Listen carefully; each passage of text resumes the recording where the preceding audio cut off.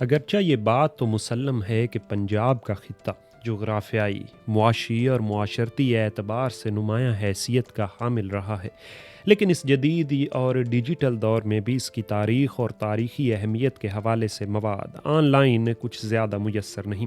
اس ضرورت کو پورا کرنے کے لیے آج ہم اس سیریز کا آغاز کریں گے، جس میں ہم قبل از مسیح دور سے انگریزوں کے پنجاب پر قبضے تک کے دور یعنی 1849 تک کی تاریخ بیان کریں گے۔ تاریخی طور پر پنجاب وادی سندھ ہی کی تہذیب کا گہوارہ ہے، جو دنیا کی قدیم ترین تہذیبوں میں سے ایک ہے، جو تقریباً 3000 سال سے 1500 سال قبل مسیح میں موجود تھی۔ خیبر پاس یا شمال مغربی سرحدی علاقے کو حملہ آوروں کے لیے ہندوستان کا راستہ سمجھا جاتا تھا، اور علاقے کا امن و امان اکثر درہم برہم رہتا تھا۔ آریائی 2000 قبل مسیح میں پنجاب پر حملہ کرنے والے اولین حملہ آوروں میں شامل تھے، اور شمالی ہندوستان میں وہ لوگ آباد ہوئے۔ اس کے بعد دارا اول یعنی 521 قبل مسیح سے 485 قبل مسیح کی قیادت میں ایرانی آئے، جس کے جانشینوں نے 1 صدی تک پنجاب کے شمالی علاقے پر حکمرانی کی۔ پینینی نے، جو 4 اور 5ویں صدی کے سنسکرت کے مشہور ماہر قواعد اور لسانیات میں شامل ہیں، سندھ اور ستلج کے مابین اس خطے میں متعدد ریاستوں کا ذکر کیا ہے۔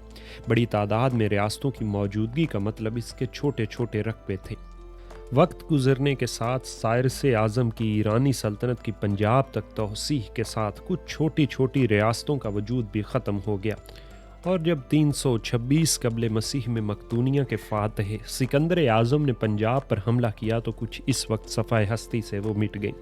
سکندر کو پنجاب میں سخت مزاحمت کا سامنا کرنا پڑا، اور اس کی فوجوں نے آگے بڑھنے سے انکار کر دیا، اور وہ خود بھی 325 قبل مسیح میں اسی خطے میں لڑتا ہوا شدید زخمی ہوا۔ سکندر کی روانگی کے بعد موریوں کے تحت ہندوستان میں ایک وسیع سلطنت قائم ہو گئی، جس میں پنجاب کے ساتھ ساتھ گندھارا، کمبوجا اور ٹرانس انڈس علاقے بھی شامل تھے۔ مورین سلطنت 3 صدی قبل مسیح میں اشوکا کے تحت عظمت کی بلندیوں پر پہنچی۔ پنجاب موریائی سلطنت کے مغربی صوبے میں شامل تھا۔ اس کا صوبائی دارالحکومت ٹیکسلا ایک شاہی شاہراہ کے ذریعے پاٹلی پتر سے منسلک تھا، اور ایران اور بحیرہ روم کے خطے کے ساتھ تجارت کے سب سے اہم مراکز کے طور پر کام کرتا تھا، اور موریوں کے تحت ٹیکسلا آرٹ اور علم و فن کا ایک آفاقی مرکز بن گیا۔ 2 صدی قبل مسیح میں گندھارا کے سب سے اہم حکمران یونانی بادشاہ مینڈر، جو بدھ ادب میں ملنڈا کے نام سے جانے جاتے ہیں، دریائے راوی تک پنجاب پر حکمرانی کی۔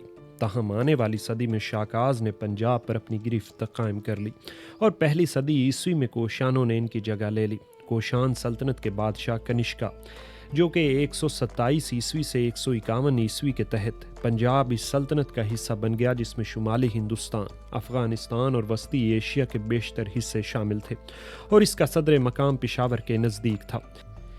کنشکا کے جانشینوں نے 3 صدی عیسوی کے آغاز میں ساسانی بادشاہ اردشیر اول یعنی 224 عیسوی تا 241 عیسوی کی اطاعت قبول کر لی۔ یہ دور پنجاب میں غیر ملکی تجارت، سکوں کی ٹکسال، آرٹ اور فن تعمیر کی نئی شکلوں کی ترقی اور بدھ مت کا عہد مانا جاتا ہے۔ 5ویں صدی عیسوی میں پنجاب کو ہنو یعنی ہنز نے فتح کر لیا۔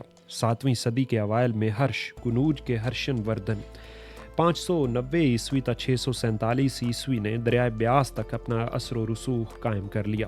کشمیر کے بادشاہوں نے بقیہ 2 آبوں کے بالائی حصوں پر اپنا اثر و رسوخ قائم کیا، جبکہ نچلے حصوں پر ٹکا کی طاقتور سلطنت کی حکمرانی تھی۔ 8ویں صدی میں عرب ملتان اور پنجاب کے کچھ دوسرے علاقوں کو فتح کرنے میں کامیاب ہو گئے۔ 9ویں اور 10ویں صدی میں ہندو شاہی شمال مغربی پنجاب میں غالب آ گئے۔ 11ویں صدی میں مغربی پنجاب غزنوی سلطنت کا حصہ بن گیا۔ سلاطین دہلی کے عہد میں پنجاب کو متعدد صوبوں میں تقسیم کیا گیا۔ ہر ایک صوبے کو کسی ترک یا افغان گورنر کے ماتحت کیا گیا، یہاں تک کہ 1526 میں بابر نے اسے فتح کر لیا۔ 2 صدیوں سے بھی زیادہ عرصے تک یہ بطور صوبہ لاہور، جس میں کچھ حصے ملتان اور دلی صوبے کے بھی شامل تھے، مغلیہ سلطنت میں شامل رہا۔ پنجاب پر بار بار ہونے والے ان حملوں نے اس کے معاشرتی، ثقافتی، نسلی اور مذہبی تنوع میں اضافہ کیا۔ ہر حملے کے بعد لوگ جلد ہی اپنے پرامن طرز زندگی کی جانب لوٹ گئے، اور انہوں نے عسکری شجاعت کے ذریعے اپنے زرعی استحکام اور معاشی خوشحالی کو برقرار رکھنے کی سخت جد و جہد کی۔ 1929 میں برکت رام کالیا نے لکھا ہے کہ ہندوستان کے کسی اور صوبے کو پنجاب کی طرح بہت سے سیاسی انقلابات اور نسلی ہنگاموں کا سامنا نہیں کرنا پڑا، اور آج کوئی بھی اس سے زیادہ پرسکون، پرامن اور زرخیز نہیں ہے۔